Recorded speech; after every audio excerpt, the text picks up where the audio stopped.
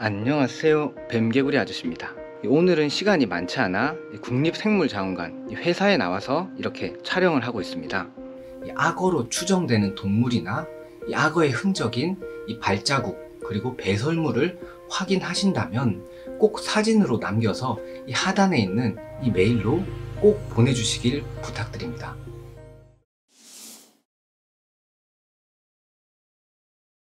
지난 13일 오후 7시쯤 경북 영주의 한 하천에서 크기 1m 정도의 동물을 발견했고 이후 수중으로 사라졌다고 말했습니다. 당국이 포획 작업을 진행 중입니다.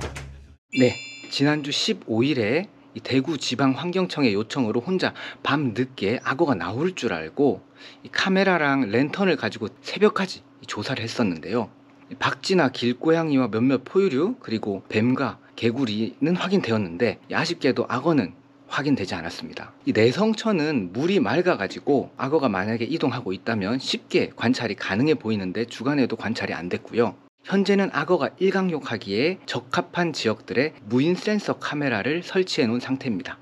목적자 분들의 증언에 따르면 1m 크기의 도마뱀과 같은 모습을 한 생물로 이 꼬리 부분에 돌기들이 있었다고 하는데 악어일 가능성도 있어 보입니다. 오늘은 영주시 내성천에서 목격되었다고 알려진 동물 악어에 대해 알아보는 시간을 가져보도록 하겠습니다. 악어는 주로 야행성이기는 하지만 일광욕을 위해 주간에도 잦게 관찰되는 편이고요. 주로 수변 주변에서 중소형 포유류부터 어류 등 자신보다 작은 동물들은 모조리 다 잡아 먹어버릴 수 있습니다. 이 국외에서는 종종 사람을 잡아먹는 식인 악어도 관찰되기도 합니다. 이 악어는 주로 수변에 서식을 하는데요.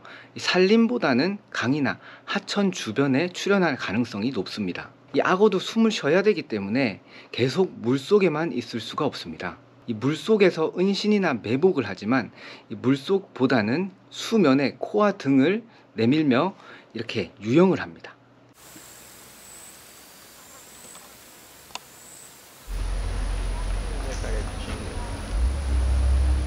이 내성천 같은 경우 이 수변에 위치한 개방된 공간에서 일광욕을 할 가능성이 있어 보이고요. 초지나 관목지 같은 풀숲에서 은신을 하고 있을 가능성이 있어 보입니다. 그렇기 때문에 이 눈에 보이지 않는 강변, 풀숲을 주의하셔야 됩니다. 만약에 악어가 맞다면 우리나라에 유입된 기록이 잦은 안경 카이만이나 드워프 카이만일 가능성이 있어 보이고요. 두 종 모두 크기가 1m에서 2m 정도 된다고 알려져 있습니다.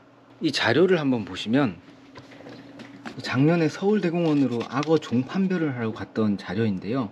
전 세계적으로 악어 목에 속한 악어의 과는 이렇게 3개로 나뉘어집니다. 엘리게이터과, 크로코다일과, 가비알과 이렇게 3개로 나뉘는데요.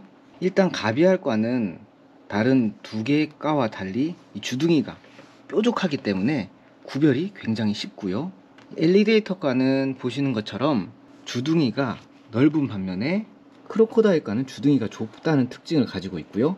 여기 이빨을 보시면 엘리게이터과는 이빨이 위에서 아래로 주로 배열이 되어 있고요. 크로코다일과는 위아래로 불규칙하게 이빨이 배열되어 있는 것을 확인하실 수 있습니다. 전 세계적으로 악어는 27종이 있다고 알려져 있고요. 안경 카이만과 드워프 카이만은 엘리게이터과에 속한 동물로 알려져 있습니다. 서울대공원에서 확인했던 종이 드워프 카이만이었거든요. 보시면 이 엘리게이터과로 위에서 주로 아래로 이빨이 있는 것을 확인하실 수 있죠.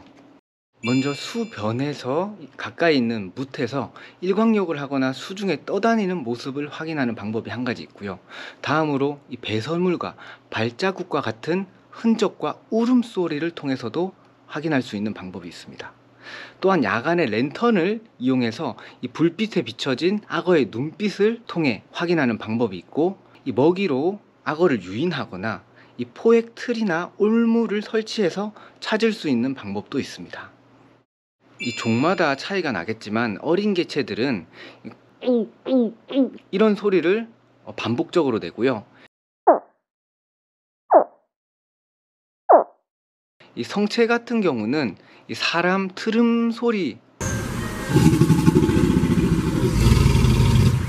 비슷한 소리를 낸다고 생각하시면 됩니다. 이 주로 번식기에 수컷들 간의 경쟁을 하거나 이 포식자가 자기 몸에 대었을 때 이 경계의 신호로 트름과 비슷한 소리를 낸다고 알려져 있습니다.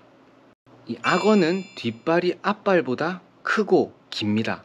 이 앞발가락 5개와 뒷발가락 4개를 가지고 있기 때문에 이 진흙이나 고운 모래로 형성된 지역에서는 발자국이 남습니다. 여기 보시면 발자국이 뚜렷하게 나타난 걸 확인하실 수 있는데요. 뒷발이 앞발보다 큽니다. 앞발은 하나, 둘, 셋, 넷, 5개, 뒷발은 하나, 둘, 셋, 4개. 가장 중요한 건 이 좌우측 발과 발 사이 중앙에 꼬리를 끌고 다닌 흔적이 있기 때문에 이 부분이 악어가 존재한다는 흔적 중에 가장 중요한 부분입니다. 여기 보시면 이동한 꼬리 흔적이고요. 이 앞발과 뒷발을 교차적으로 걸어 다니면서 흔적을 남긴 모습을 확인하실 수 있습니다. 이 배설물은 종마다 형태가 조금씩 다르지만 보통 약 10cm나 그 이상의 크기를 가집니다. 배설물 끝이 모양은 둥글고 이 소화되지 않는 잔여물은 이 똥 속에 남아 있습니다. 이 악어가 포유류를 먹었다고 치면 이 똥 속에 포유류의 털이 들어가 있고요. 조류를 먹었다면 조류의 깃털이 남아 있습니다. 제2가 드워프 카이만의 배설물입니다. 근데 이걸 확대해 보면 여기 하나하나씩 포유류의 털을 확인하실 수 있습니다. 이 종별로 차이를 보입니다. 이 세계에서 크기가 작은 편에 속한 호주 민물 악어의 경우에는 2에서 137 헥타르의 이동권을 가지고 있고요. 반면에 크기가 세계에서 크다고 알려진 이 바다 악어 같은 경우에는 최대 7,250여 헥타르 정도의 행동권을 가진다고 알려져 있습니다. 그러니까 여의도가 한 290 헥타르니까 여의도 면적의 20배 이상의 행동권을 가지고 있다고 생각하시면 됩니다.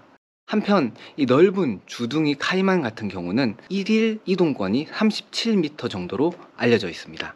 이 목격된 악어의 크기가 한 1m 정도라고 하셨으니까 다른 악어로 이 악어가 아성체일 경우가 있습니다. 이 아성체일 경우에는 성체보다 이동 범위가 적지만 이 새로운 지역에 풀어졌다 보니까 자신이 원하는 이 먹이가 있고 주변 환경이 괜찮은 곳으로 찾아서 이동하려는 경향을 보이기 때문에 행동권이 더 넓어지고 이동 범위도 더 넓어질 가능성이 있습니다. 우측 상단에 제가 촬영한 3종의 영상이 있으니까 참고 부탁드립니다. 이 만약에 내성천에서 목격된 동물이 악어가 맞다면 이 내성천에서 방사되었는지 아니면 다른 곳에서 방사된 개체가 내성천으로 유입되었는지 정확하게 확인은 어렵고요. 크게 3가지로 예상되는데요. 이 전시되고 있는 개체가 소홀한 관리로 탈출했을 가능성이 있고요. 이 둘째로는 악어는 대부분 이 사이테스로 세계적으로 관리되고 있는 종입니다. 이 개인이 혹여나 키우다가 허가를 받지 않아서 무단으로 방사했을 가능성이 있습니다.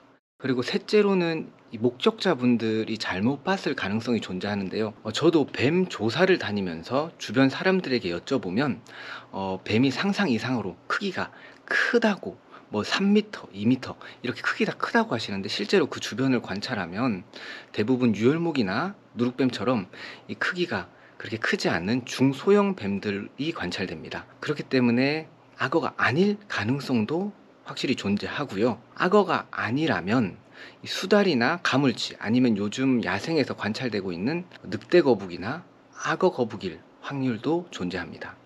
가능성은 크지 않다고는 보지만요. 이 작게나마 서식할 가능성은 있습니다.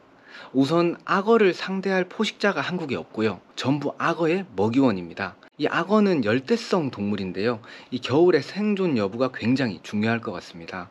기본적으로 악어는 이 생존 능력이 굉장히 강합니다. 그리고 신진대사를 늦춰서 오랜 기간 동안 버틸 수 있는 이 파충류에 속한 동물입니다. 과거 미국에서 이상 기온으로 물이 꽁꽁 얼어붙은 적이 있습니다. 이때 악어들은 코만 내밀고 숨을 쉬면서 동면에 들어가 생존했다고 알려져 있는데요. He's alive. Is that not incredible? The American alligator. 사람보다 긴 시간 동안 이 주변 환경에 적응해 왔기 때문에 이 모든 가능성을 열어두는 게 좋아 보입니다. 혹여나 악어를 야생에서 마주치게 된다면 이 악어가 흥분하지 않도록 자극하지 말고 이 악어와의 일정 거리를 두고 이동하시면 됩니다. 저도 브라질과 호주 야생에서 다양한 악어들을 실제로 마주쳤었는데요. 실제 악어를 마주치면 움직임이 거의 없기 때문에 생명체라기보다는 아무래도 모형물 같은 느낌이 납니다. 이 악어와의 거리를 한 2-3m 정도 유지하면 거의 공격은 하진 않지만 그래도 악어는 굉장히 위험한 동물임에는 틀림없습니다. 최대한 거리를 두시는 걸 추천드리고요. 악어는 먹이를 통째로 삼켜서 먹는 습성을 가지고 있고요. 이 강력한 턱을 가지고 있기 때문에 이 딱딱한 등갑을 가진 거북이도 턱으로 으개서 먹는 습성을 가지고 있습니다. 또 너무 크기가 큰 동물을 물었을 경우에는 먹이를 문채로 온몸을 빠른 속도로 빙글빙글 돌립니다. 그렇기 때문에 이 먹이가 살이 찢겨 나가게 되는 경우가 굉장히 많고요. 그렇기 때문에 사람 같은 경우는 생명도 잃을 수 있을 만큼 위험한 동물임은 틀림없습니다. 여러분, 현재 무엇이 진실인지는 정확하게 알 수 없지만 혹여나 주변 하천이나 강을 다니시다가 이 악어로 추정되는 동물이나 이 악어의 흔적인 이 발자국 그리고 배설물을 확인하신다면 꼭 사진으로 남겨서 이 하단에 있는 이 국립생물자원관 뱀개구리 아저씨 이 메일로 꼭 보내주시길 부탁드립니다.